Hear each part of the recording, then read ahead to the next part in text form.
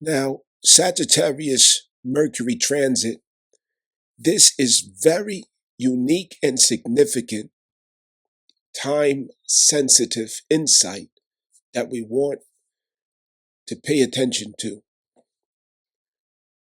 This message goes along with any insights with Scorpio new moon. You can check out other Scorpio new moon videos right here on this channel. Before that you listen to this one, it may be better to make sense of. So anyway, I continue. Sagittarius Mercury. This is significant for the simple fact that at the new moon, the mind through Mercury, the cognitive mind through Mercury, was putting a halt, a rethink on the heart. It was suggesting to the heart that we have more to consider before that we can go forward on what we are longing for, on what we truly desire and intend of the heart.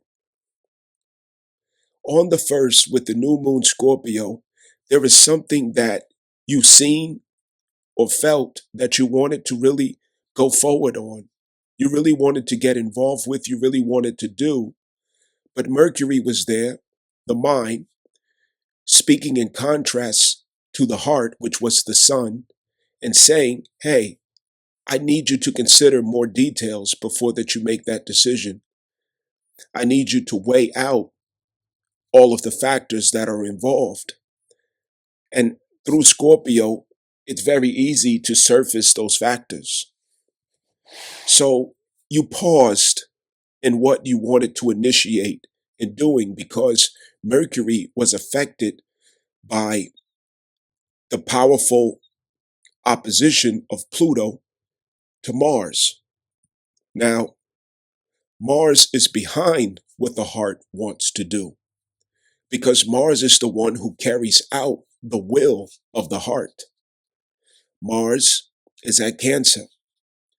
And in Cancer, Mars is very sensitive about what could mean emotional security, what could mean righteous satisfaction and outcome, and emotional fulfillment.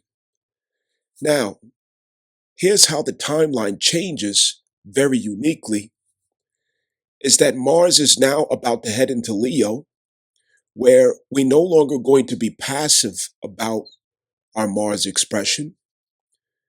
We are no longer going to take extensive consideration of feelings with our Mars actions and creations, initiations, intent.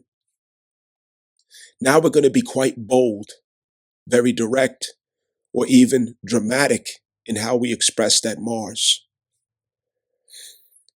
This drama could be a cause for some regrets. It could be a cause for some rethinking. It could be a cause for coming back and making things cleaner, more efficient, or adjusting our character and delivery.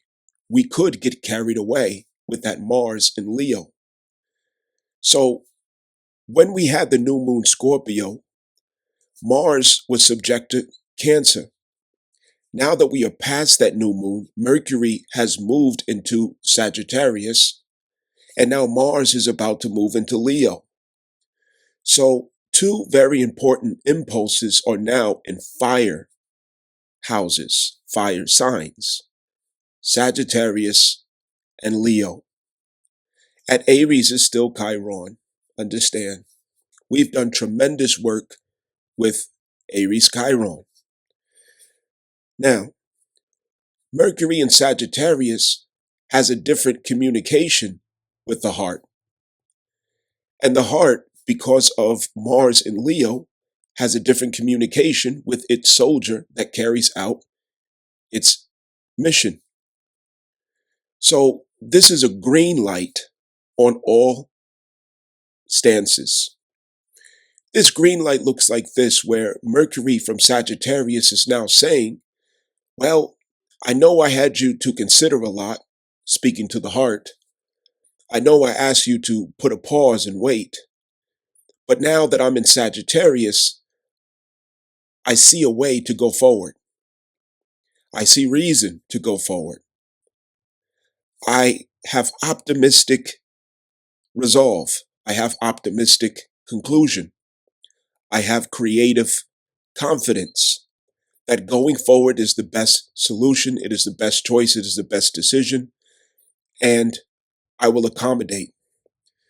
So Mercury at Sagittarius is now going to bring in the intel, the intelligence, the information, the data that reads a way forward with the dreams of the heart, with the desire of the heart, with the longing of the heart.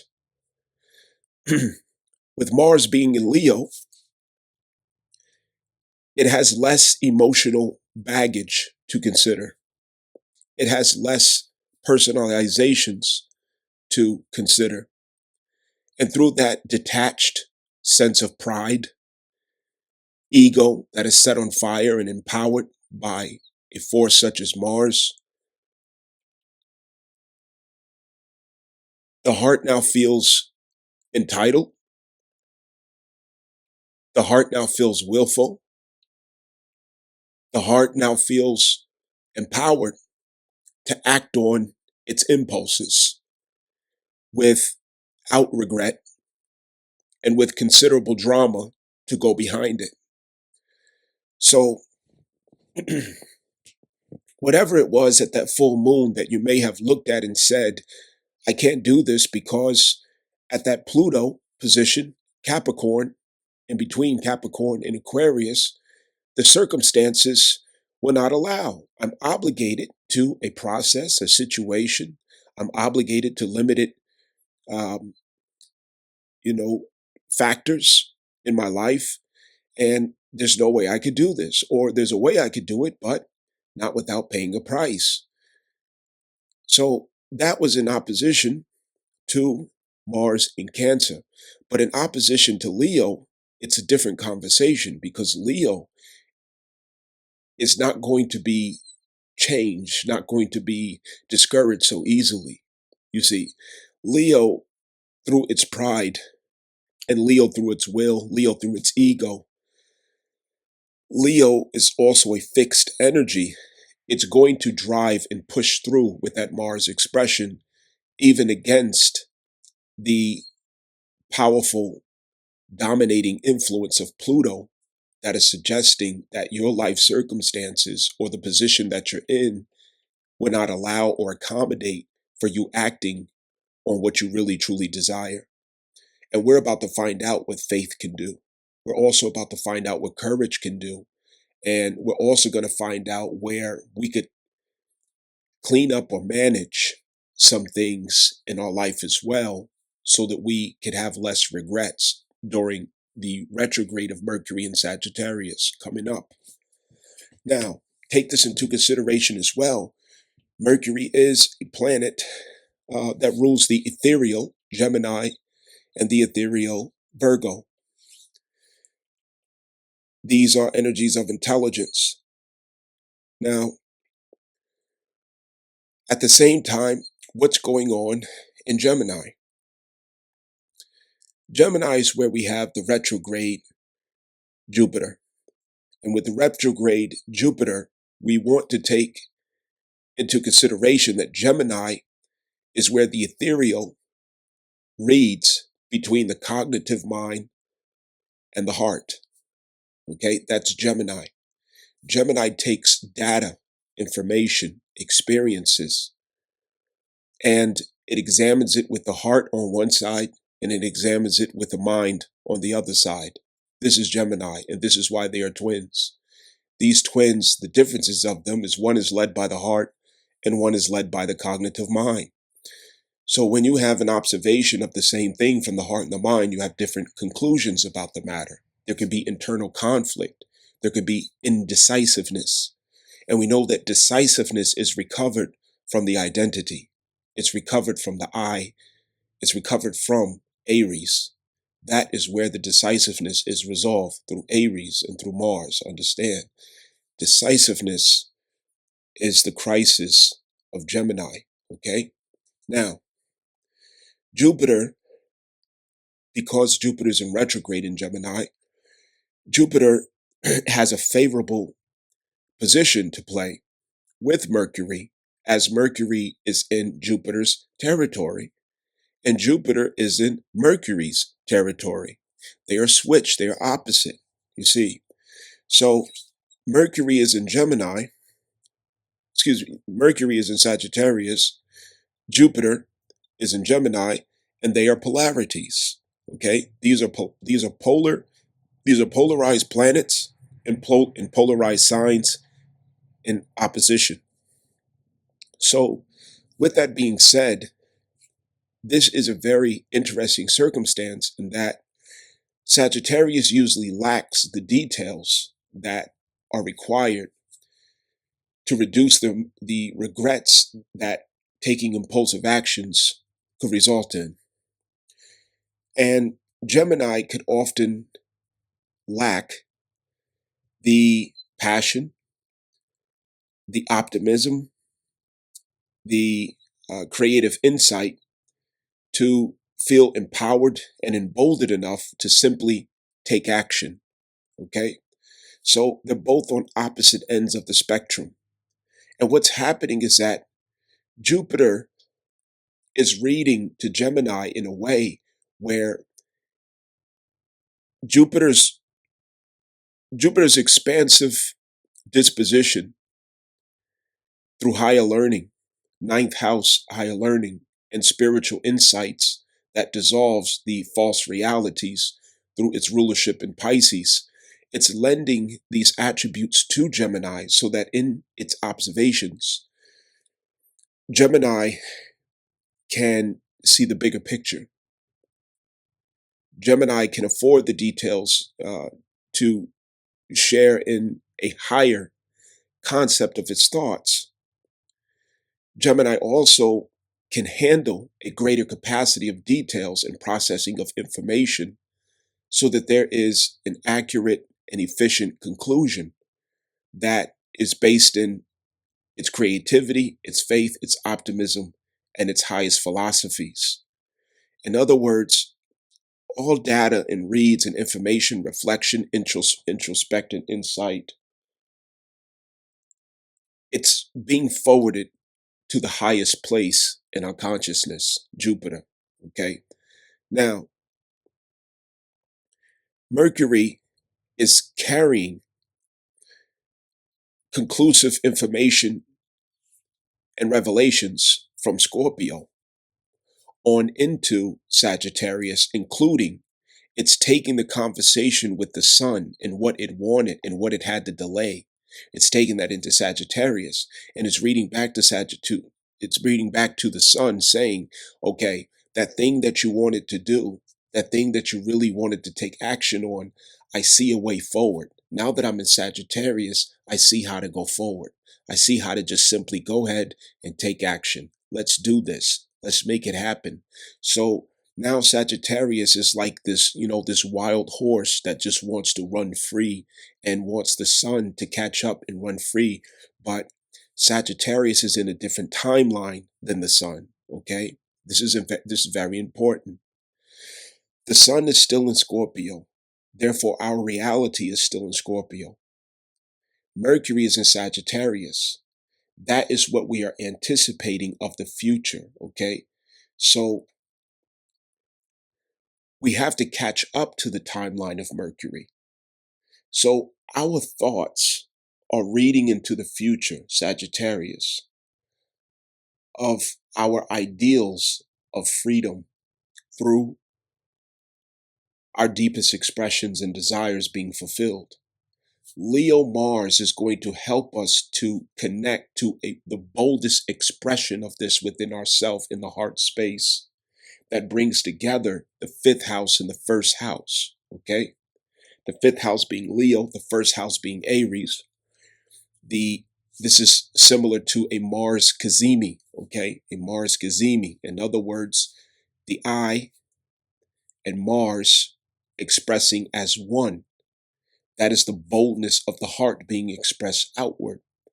I was born with a Mars cazimi, okay? I know all about this energy, and you hear it from me every day. My sun is conjunct Mars, okay? So it is the same type of energy.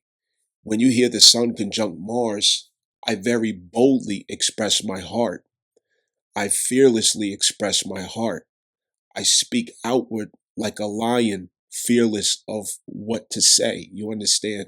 I boldly express. That's the boldness that we all are going to generate from this, okay? It's right on time where Mercury gives the green light to say, go ahead and act on that dream. Do what you believe in. Don't worry about failing or what's not going to go right or who's going to disapprove. You could go, you could do this. You understand? So Mercury is reading that, yes, it could be done. Now, with this being said, remember, Gemini is playing into this.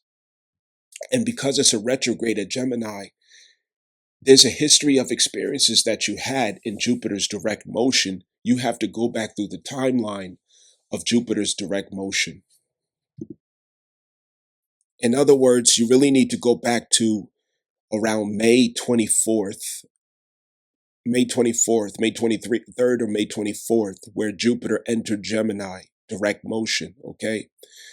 When Jupiter entered Gemini, from that time on to present, okay, this is a time period where you were experiencing, hearing, and seeing things, okay, that was changing your mind, that was placing you in an experience of cognitive dissonance, that was posing opposition to what you used to believe in and what you used to think was right or true. It's where you were awakened to new possibilities of who you were and how you were to relate to others, okay? This is where you had internal conflict with details and facts that you were bringing into yourself, okay? And you started to see more of the illusion of the world that Pluto was taking apart. You started to see that it all was an illusion. And that's when you had the crisis with yourself to say, if this is burning down, if this house is coming down because Pluto is taking down the corporate, the government, the Rothschild Rockefeller ideal over society, the capitalism, the corporations, okay, dirty politics, feminism, all this stuff is going down. I need to jump ship and figure something else out. Okay. So this is where you accepted it as more of a reality that it was up to you to create and form a new reality for yourself and how you relate to society, to life, and to the world. You had to redesign and reconfigure all of that. So a lot of internal conversations had to take place as you were being overwhelmed by new insights and information. The retrograde motion is where you started having introspect of all that you were being exposed to, okay, that were placing you in cognitive dissonance and disillusionment, okay?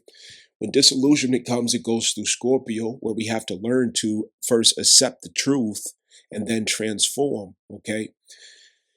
The cognitive dissonance, as far as overwhelming data, facts, information through Jupiter Gemini transit, that was reintroducing logic and reasoning and truth to society in opposition to feminism, which created cancel culture. Okay. And it also created a mindset in society where the people were very delusional and they were drunk with ideas of making art out of life. Okay. This is what feminists created. I'm not saying that this is the case with all women, all females. I'm being specific that it is feminists who created this delusion over the world, and feminist enabled democratic left liberalism, and democratic left liberalism It enables Satan's kingdom, okay? That is what brings Satan's kingdom into empowerment, okay? It also upholds the Capricorn shadow 8, the principalities of high places. Understand, it all works together. And we all have been getting information, um, realizations that this is the case.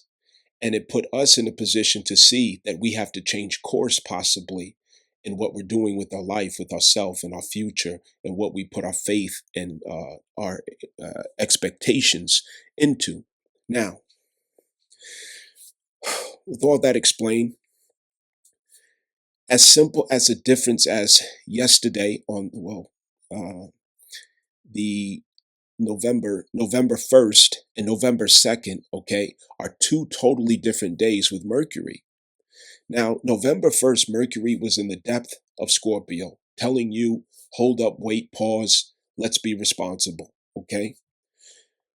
When Mercury gets to Sagittarius, Mercury has a different view, okay? So cognitively, you are downloading a different view. So instead of saying, hold up, be cautious, and, now's not the time, let's be responsible, you're saying, hold up, there's a way I could take this action. You know what? I'm just going to do it. I'm just going to do it and let the chips fall wherever they may. I'm going to do it. I'm going to make it happen. I'm going to take action. Okay. That's what this looks like. All right. Now, Pallas Athena and Venus is ahead of all of this. Okay.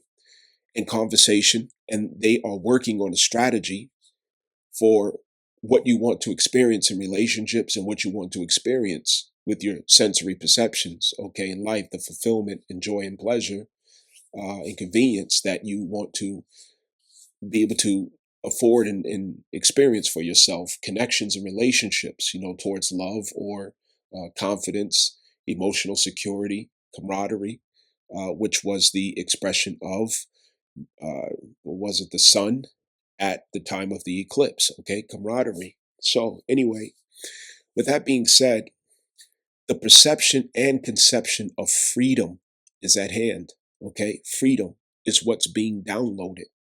Mercury is seeking out the intel that will lead to your freedom. Venus and Pallas Athena is working on your freedom. So these forces are all working together to set you free. And with Mars in Leo, we're going to be able to boldly confirm and affirm the truth of our heart without fear or anxiety of whose feelings we're going to step on or whose feelings we're going to hurt, by being true to ourselves, because Leo is going to be true to itself no matter who likes it or not. I'm a Leo rising, and I could tell you all about that. Okay.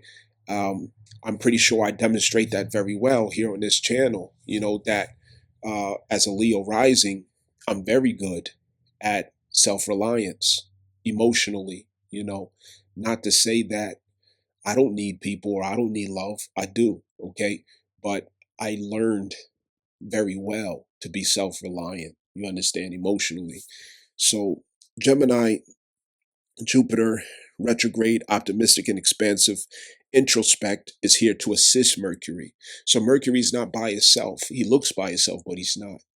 Because Mercury is reading from his territory, Gemini, and Jupiter is there to assist Mercury with giving him the highest levels of consciousness to enlighten his conclusions, okay, to enlighten his conclusions as it goes through trial and error, Sagittarius. Take a risk, Sagittarius. Take actions now, read the data later, Sagittarius. It's about the experiences on the way to the objective and goal. It's not about the objective and goal. Okay, now it's time for adventure. So our mind is preoccupied cognitively with our freedom, with breaking free, and with meeting the necessary experiences and the higher learning that will mean or equal to our freedom. Okay, that's where we are. The heart is still in Scorpio, contemplating from the depth about what needs to be transformed, what we are longing for. Okay, it's concentrating also close to its instincts. It's getting to know a read on the instincts. What do my instincts say I need, or who does it say I am? And that heart is reading deeply to the truth of the self, which is the instincts through Scorpio. Okay, the most deep authenticity that we could grab for is through Scorpio. Okay, Scorpio's authentic through and through, and that is going to be the source of fire and realization, the source of identity that Mars clings to in its expression at Leo. Okay. Now, we are going to have retrograde coming up, remember? And that retrograde will consist of going back over many of our decisions, fallouts, uh, points of crisis or landmarks that can mean the difference in us fulfilling our destiny or not. Okay, we're going to go down memory lane and get the chance to self correct if we need to, get the right information that we need to make the better decisions, review ourselves, check ourselves, clean it up, make it efficient before we go. So, the main point I wanted to make is that Mercury is not in Scorpio anymore. Okay, and there's a reason for that. Mercury really needed to put that stop on the heart at that time. And now Mercury is saying, yes, I still stand with what I said, but now what I'm seeing is that we should find a way to go forward. Don't just leave it at, oh, we can't do that. Okay, that's fine. But we can find a way forward. We can find a means of starting now towards our freedom. And I'm going to read you the data, the details, the intel that you need to stay course of freedom towards that. Understand?